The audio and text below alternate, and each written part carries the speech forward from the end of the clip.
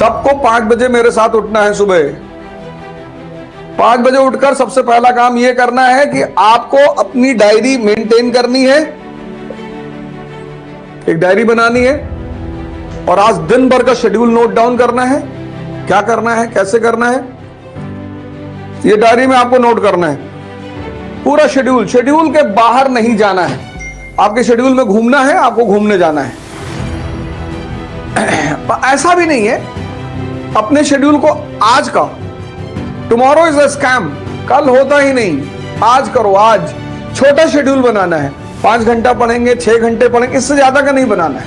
उससे ज्यादा पढ़ ले जाते हैं, बहुत अच्छी बात है। हर 1 घंटे के बाद अपने टेबल पर नैप लेंगे और 7 बजे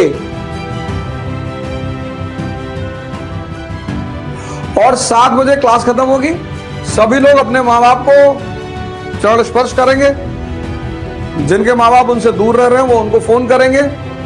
डेली माँ बाप का आशीर्वाद लेना, ये सारा खेल आशीर्वाद का है। फिर आप जिस भी धर्म को मानने वाले हैं, जैसे मैं गीता पढ़ता हूं, न्यूज़पेपर सुबह नहीं पढ़ना है, छूना ही नहीं। दिन की शुरुआत एक पॉजिटिव थॉट से करनी, पॉजिटिव विचार से। एक श्लोक, एक पारा, एक पैराग्राफ, बस उस थॉट को दिन भर दिमाग में रखना है। कोई भी एक।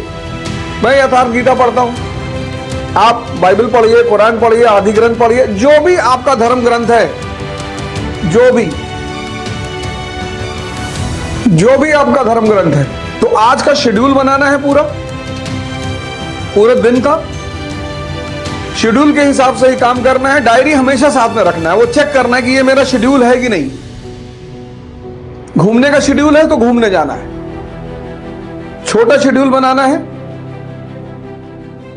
बड़ा कर ले जाते हैं तो बहुत अच्छा है, पर बड़ा करके छोटा नहीं कर पाएंगे तो डिप्रेशन पैदा होता है। ऐसा कोई काम नहीं करना है। यह पहला चैप्टर है, 18वीं शताब्दी का भारत, 18th सेंचुरी इंडिया। और इस शताब्दी में जो सबसे बड़ी घटना घटी वो ये थी कि भारत गुलाम बना, स्लेव। अब आप पढ़ते हैं रटने के लिए, इसीलिए तो बहुत सारी परीक्षाओं में आपका सिलेक्शन नहीं हो रहा है। पहली अप्रोच ही गलत है। रटना है, तथ्यों को याद करना है, बिल्कुल नहीं। सब पूरे चैप्टर को समझना है और तथ्यों की प्रैक्टिस करनी है। तो 18वीं शताब्दी की जो सबसे बड़ी घटना थी वो थी कि भारत गुलाम बना। 1757 और 1764, और यहीं से भारत में अंग्रेजी हुकूमत की शुरुआत। लेकिन यह गुलाम कैसे बना? कोई भी व्यक्ति या राष्ट्र गुलाम तभी बनता है जब वो कमजोर होता है। यह लाइन बहुत इंपॉर्टेंट है। कोई भी व्यक्ति या राष्ट्र गुलाम तभी बनता है जब वो कमजोर होता है। तो ये जो पहला चैप्टर है, अब जो भी चैप्टर हम पढ़ेंगे उसका पहले थीम निकाल ले कि इस चैप्टर का थीम क्या है। इस चैप्टर को पढ़ने के बाद कौन सी पिक्चर बनेगी मेरे मन में, इसका इस्तेमाल करना है। यहां से पढ़ना है और यहां पर पिक्चर बनानी है। तो 18वीं शताब्दी का जब ये भारत का चैप्टर खत्म होगा तो हमारे सामने एक पिक्चर होगी कि भारत की राजनीतिक दशा कैसी थी, पॉलिटिकल सिचुएशन। भारत की आर्थिक दशा कैसी थी, इकोनॉमिक कंडीशन। भारत की सामाजिक दशा कैसी थी, सोशल कंडीशन। भारत का कल्चर कैसे था, कब? 18वीं शताब्दी में, 18th सेंचुरी में। कोई भी राष्ट्र गुलाम कब बनेगा? जब वो कमजोर होगा। तो अब 18वीं शताब्दी में भारत जब गुलाम बना इसका मतलब भारत कमजोर रहा होगा। किस फ्रंट पे?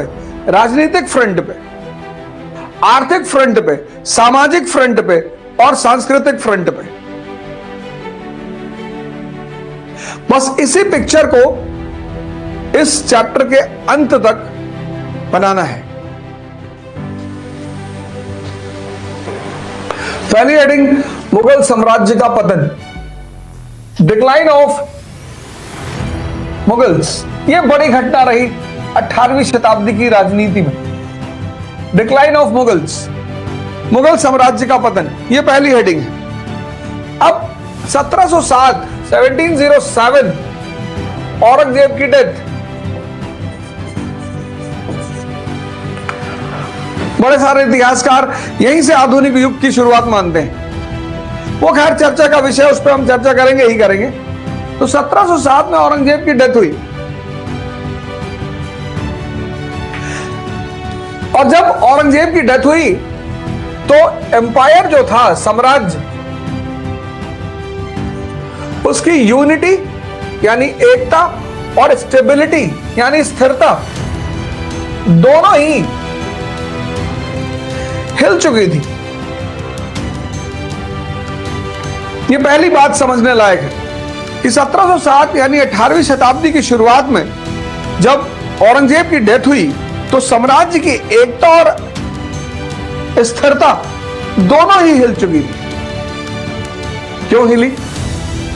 उसकी पॉलिसीज की वजह से। उसकी बड़ी सारी नीतियां ऐसी रही जिसने साम्राज्य की एकता और स्थिरता को हिला दिया। अब एक बात और याद रखना है, पढ़ना है, नेता नहीं बनना है। हमारे लिए इतिहास में जितने भी व्यक्ति हैं वो कैरेक्टर हैं, उनसे रिश्तेदारी नहीं करनी है। उन्हें आदर्श बना सकते हैं, अगर उनसे कुछ सीखना है तो उनको आदर्श बना सकते हैं। भगत सिंह को आदर्श बना सकते हैं, गांधी को आदर्श बना सकते हैं, कलाम साहब को आदर्श बना सकते हैं, अंबेडकर को आदर्श बना सकते हैं, विवेकानंद को आदर्श बना सकते हैं, पर किसी भी व्यक्ति को आदर्श मतलब होता है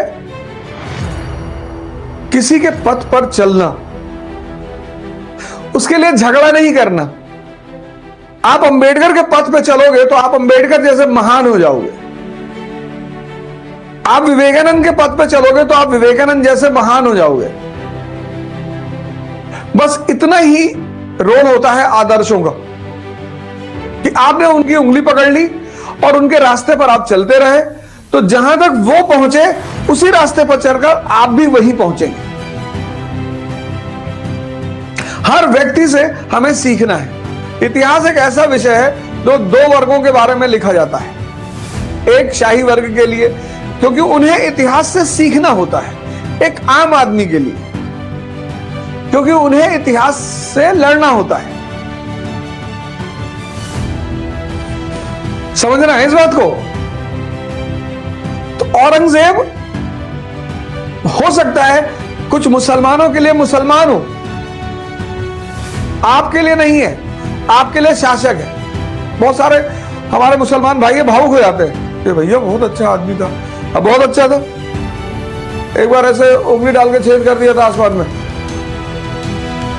और बहुत सारे हिंदू भाई जो उससे नाराज हो जाते हैं, ये सर बहुत उसने सर सब मंदिर तोड़ डाला सर उसने। हाँ तो किसका विनाश किया? अपना ही तो किया। ये देखो,